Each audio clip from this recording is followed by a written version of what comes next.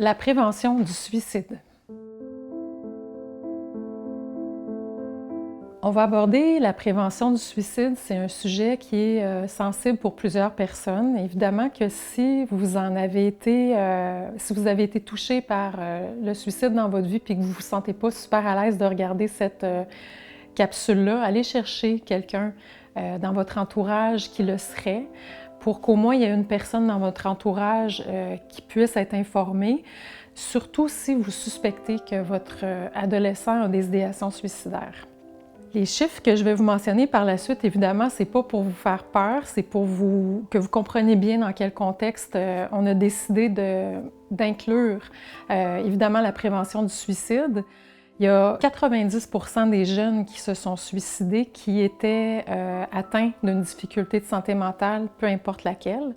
Et c'est la deuxième cause de décès chez les jeunes de 10 à 29 ans après les accidents.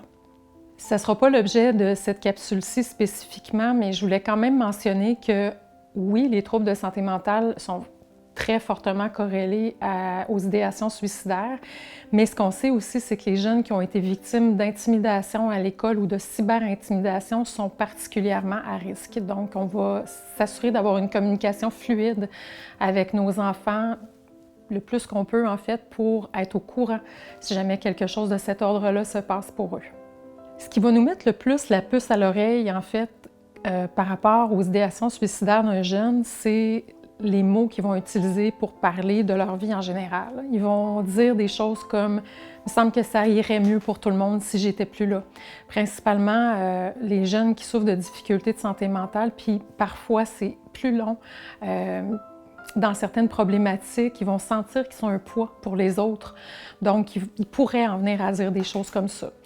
Ils vont parler d'aller rejoindre des gens qu'ils aiment au ciel. Ça, c'est des choses qu'ils pourraient dire. Vous pourriez retrouver dans les moteurs de recherche des façons de mettre un terme à ces jours. Ils peuvent faire des recherches sur Internet pour trouver des façons efficaces de faire une tentative ou de commettre un suicide.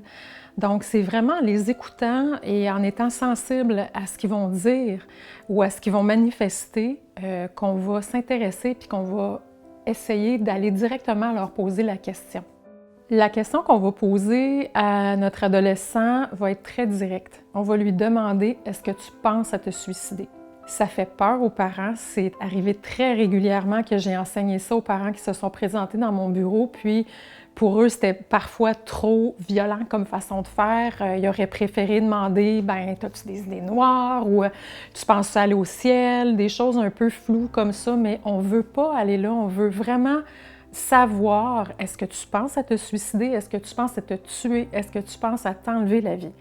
L'effet que ça va avoir pour le jeune, de façon très générale, c'est un effet de soulagement parce qu'il va sentir qu'il y a une porte ouverte pour en parler puis dire « oui, ça va vraiment mal, je vais y penser souvent ». Quand ils sont vraiment très pris par l'idée, souvent ils vont pleurer.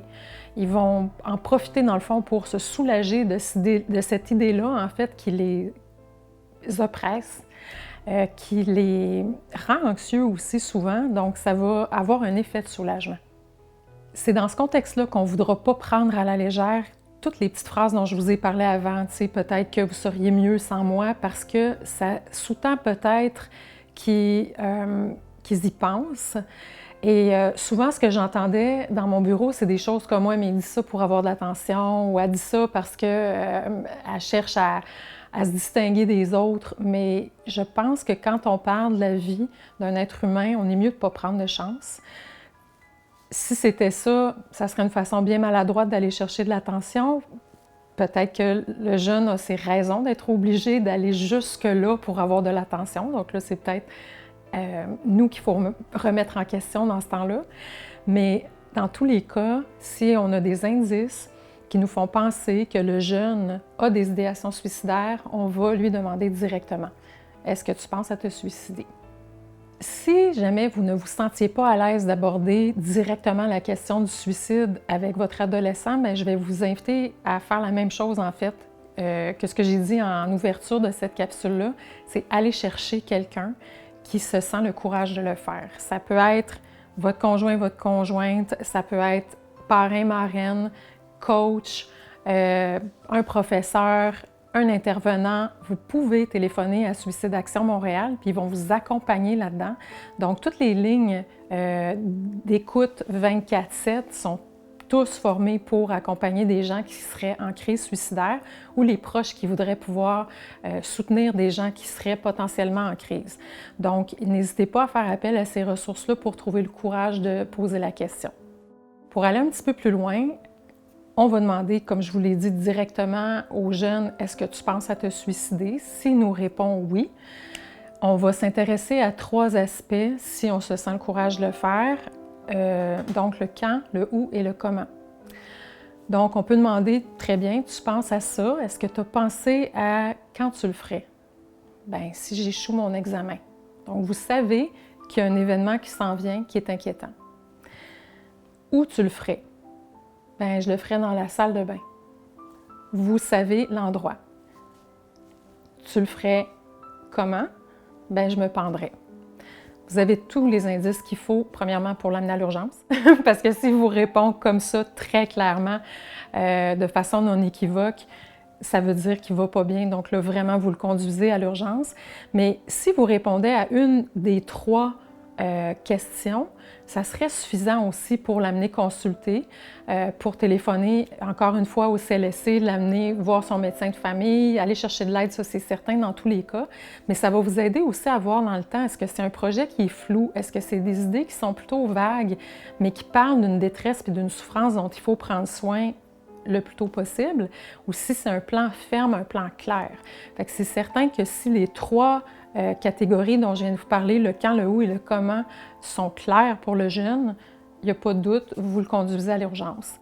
Dans tous les cas, comme je vous dis, c'est certain que nous, on est habitués de travailler dans ces situations-là. On n'est pas le parent non plus. Pour nous-mêmes, en tant que parents, si on avait à vivre une situation comme celle-là avec nos jeunes, ça serait souffrant, ça serait difficile, puis ça ne serait même pas exclu qu'on se fasse accompagner. Alors, n'hésitez pas à ce moment-là à aller chercher du soutien.